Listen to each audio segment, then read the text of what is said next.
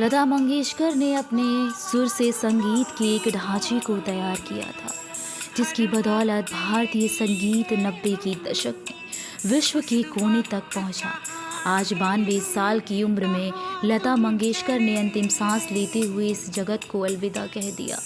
देश के सर्वोच्च प्रतिष्ठित पुरस्कार भारत रत्न से सम्मानित लता मंगेशकर ने मुंबई के ब्रीच कैडी अस्पताल में अंतिम सांस ली। 13 वर्ष की आयु से ही उन्होंने संगीत में अपना योगदान देना शुरू कर दिया और 5 दशक तक हिंदी सिनेमा को अपने सुरों से पिरोए रखा।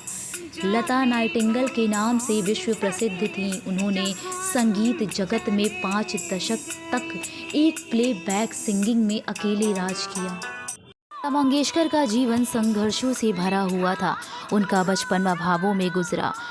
केवल 13 वर्ष की उम्र में ही पिता का साया उनके सिर से उठ गया, जिसके बाद लता के ऊपर परिवार की जिम्मेदारियां आ गईं।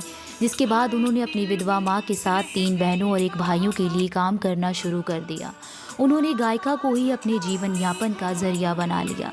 लता मात्र 5 वर्ष की उम्र से ही गाना शुरू कर दिया था, लेकिन घर पर कम उम्र में ही जिम्मेदारियों का बोझ पड़ने पर उन्होंने इसे प्रोफेशन बना लिया। उन्होंने गायिका की शुरुआत मराठी फिल्म में गाना गाकर किया। लता मंगेशकर एक इंटरव्यू के दौरान बड़ी दिलचस्प बात साझा की थी।